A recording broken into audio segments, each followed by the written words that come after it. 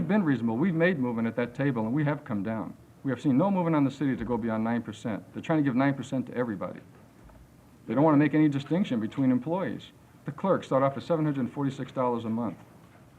I mean, you know, somebody ought to do something and look that maybe somebody ought to get over 9%. The LA Police Protective League announces 3 major events regarding its public interest labor relations program. Today, July 21st, the LA City and County Employee Exposure Hotline will begin operation. The League has made a grant available to the Center for Negotiations in the Public Interest, located at 240 of California City, prohibited by law improper governmental activities within their knowledge. No officer or employee of the city shall directly or indirectly use or attempt to use the authority or influence of such officer or employee for the purpose of intimidating, threatening, coercing, commanding, or influencing any person with the intent of interfering with that person's duty to disclose such improper activity. We're just going to make sure that something like that works. Why is the league taking this on?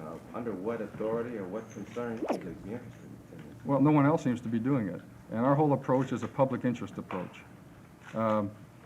People find no fault in reporting what goes on in LAPD, what they consider wrongdoing, and we're going to make sure that if there's anything else going on out there, it's going to be shared. Striking back, in other words, fighting back? So in a sense. Isn't the basic issue, though, getting a pay raise for Los Angeles police officers? So why have an ad in the Los Angeles Times? It seems all... This continues regardless of whether we reach agreement on a contract. This is an approach we will take from now on. You think all of this is going to get higher pay for Los Angeles City police officers? Probably not. Why do it? Just because someone should be doing it. The attacks that we've taken in the press, LAPD in particular, we think that some other people ought to be on the defense for a while, and if anything else is going on out there, they should have to answer to it. Do you think that taking an ad in the Los Angeles Times... Well, you mean the 9%, $200 Right. less per month? But I saw a report by Bruce Keppel that said it was $2,400 a year for police officers. Ad. Right, well, it's true ad. It does come out to less than $200 a month. Right, but do you think it's in the public interest for you to talk about an annual raise, give an annual raise figure for Mr. Comrie, and yet only give a monthly raise figure for your officers? Doesn't it slightly change the way people may look at that ad? We don't think so. We reported what was actually there. We feel that we can put whatever ad we want in there, and the people can read it just like they do other reporters' opinions and editorials and ads, just the same way they report our salaries with a burden rate attached to it, the same way we reported his salary with a burden rate attached to it. That's why that you're doing essentially the same thing that you've accused us of doing. Well, this is factual information. But was it factual, 176,000 combined salaries?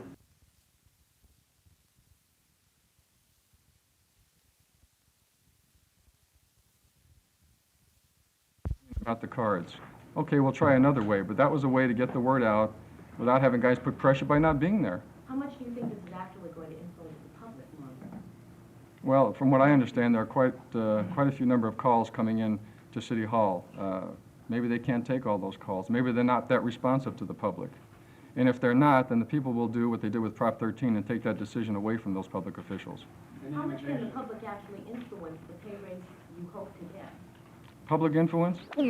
They're being bound by President Carter's wage guidelines. And there are other units, plumbers, carpenters, truck drivers that are going beyond those guidelines. In Southern California, the rate is 12 to 15%. That's what they're holding to. The charter says we get prevailing wage.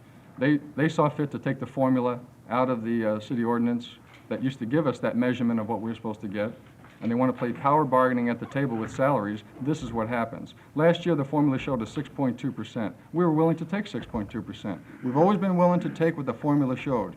They took the formula out. The Employee Relations Board said it was an unfair labor practice to do that. The council told the Employee Relations Board to butt out a city business. Now you have this situation. How many units do you have settled with the city so far? What kind of disruption has ever occurred in LA that you've seen so far, like it's happened now with the clerks and the building inspectors and Department of Water and Power? Somebody's doing something wrong. If this fails, are you saying that you will strike?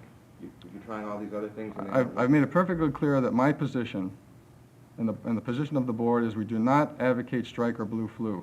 If that happens, and it is a possibility, It can happen. I mean, anyone so naive to think it cannot happen in LA hasn't been reading papers and books very long about what goes on. What would it take for that to happen?